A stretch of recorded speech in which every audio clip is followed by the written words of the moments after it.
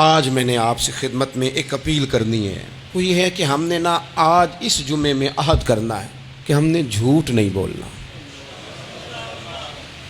ایک دفعہ ہم نے بچے سے کہا تھا، مجبور تھے، شاید بڑے مجبور ہوں گے ہم، کسی صاحب نے نا بڑی مجبوری میں ایک دن اپنے بچے سے کہہ دیا، وہ باہر آیا تھا بندہ پیسے لینے، اس کا قرض دینا تھا، تنگ دستی تھی، مجبوری تھی، تو اس نے کہا بیٹا ادھر آ، اسے جا کے کہا ابو گھر نہیں۔ آپ نے ایک دفعہ کہا، پھر آپ ساری زندگی روئیں گے کہ پتر میرے ساتھ تو سچ بولا کرنا، لیکن وہ نہیں بولے گا۔ یہ جھوٹ اتنی بڑی مصیبت ہے۔ عورت اپنے شوہر سے کہتی ہے پیسے تھوڑے دے دیا کر، جوڑے ایک میں گزارا کر لوں گی، میرے ساتھ سچ تو بولنا، وہ سچ تو بول۔ تو اگر لاہور جاتا ہے تو مجھے لاہور کا ہی بتا کے جا، میرا رشتہ پیسوں سے نہیں اعتماد سے جڑا ہے۔ ماں کہتی ہے، ماں بیٹے سے، پتر سچی بات تھوڑی کر لیا کر، سچی کیا کر۔ سچ ختم ہو گیا۔ اب لوگوں نے جھوٹ کا نام بدل دیا ہے، کہتے ہیں میں نے بہانہ کر دیا تھا۔ او بھئی آپ نے جھوٹ بولا تھا، صاف صاف کہیں، نام بدل دیا۔ جھوٹ کھا گیا میرے ملک کو، جھوٹ کھا گیا اس ملت کو، جھوٹ نے اس امت کو قریب سے آ کے تھام لیا۔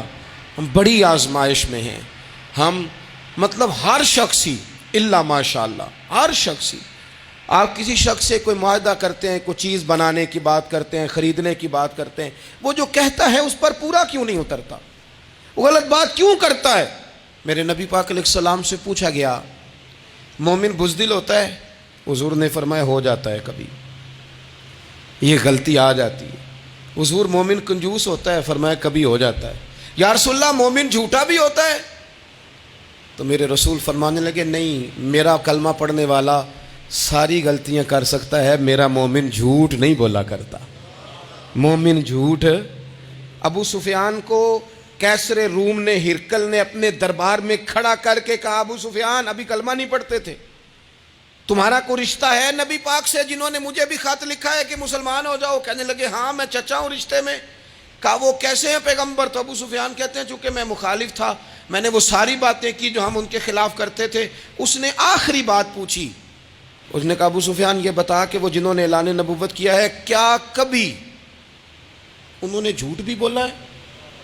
تو ابو سفیان کہتے ہیں کہ ایک منٹ کے لیے میں نے کہا کہہ دوں، مخالفت تھی نا، تو پھر میں نے سوچا یہ تو عرب کی وزاداری کے خلاف ہے، عرب میں سے تو کوئی جھوٹ بولنا پسند ہی نہیں کرتا، اور پھر میں اگر حضور کو معاذ اللہ جادوگر شاعر کہوں گا تو شاید کسی کو ایک منٹ کے لیے متوجہ کر سکوں، اور نبی پاک نے جھوٹ بولا ہے، یہ تو مانے گا ہی کوئی نہیں۔ کہتے ہیں بادشاہ نے پھر زور دے کے کہا سردار بتاتے کیوں نہیں، کیا کبھی انہوں نے جھوٹ بھی بولا ہے؟ تو ابو سفیان کہتے ہیں میرے ہاتھ میں چھڑی تھی، میں نے زور سے زمین پہ ماری، میں نے کہا وہ میرے رشتے میں بھتیجے ہیں، میری سخت مخالفت ہے، میں ان کے خلاف میدانوں میں نکلتا ہوں، جنگیں لڑتا ہوں، کبھی وہ غالب آتے ہیں کبھی ہم آتے ہیں، لیکن میرے سامنے وہ پیدا ہوئے، میں نے ماں کی گود میں بھی دیکھا، دادا کے کندھوں میں بھی دیکھا، چچا کے گھر میں بھی دیکھا، سیدہ خدیجہ الکبریٰ کا دولہا بنے بھی دیکھا، ان کی 4 بیٹیاں ان کی گود میں کھیلتے دیکھیں، اعلان نبوت کرتے دیکھا، لوگوں کو مخالفت کرتے دیکھا، میرے سامنے ان کے مقدس بال سفید ہوئے، میرا اختلاف اپنی جگہ پر بادشاہ میں قسم اٹھا کے کہہ سکتا ہوں اس محبوب کی زبان سے جب بھی نکلا ہے حق اور سچ نکلا ہے۔ اسیر دشمن کی چاہ میں بھی، وہ مخالفوں کی نگاہ میں بھی امی ہے، صادق ہے، معتبر ہے، میرا پیغمبر عظیم تر ہے، میرا پیغمبر عظیم تر ہے، میرا پیغمبر عظیم تر ہے۔ جھوٹ نہیں کبھی حضور نے بولا۔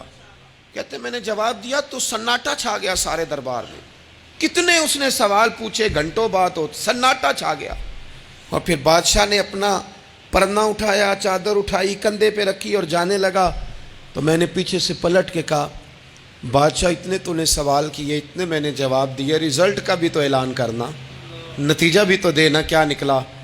تو کہتے ہیں وہ جا رہا تھا، وہیں کھڑے کھڑے اس نے چہرہ میری طرف پھیرا اور کہنے لگا سردار نتیجہ تو نکل آیا ہے، رزلٹ تو نکل آیا۔ جس بندے نے کبھی بندوں سے جھوٹ نہیں بولا وہ یہ جھوٹ کیوں بولے گا کہ میں اللہ کا رسول بن کے آیا ہوں؟ نتیجہ تو نکل آیا، بات تو کلیئر ہو گئی، اب آگے کیا جانا ہے؟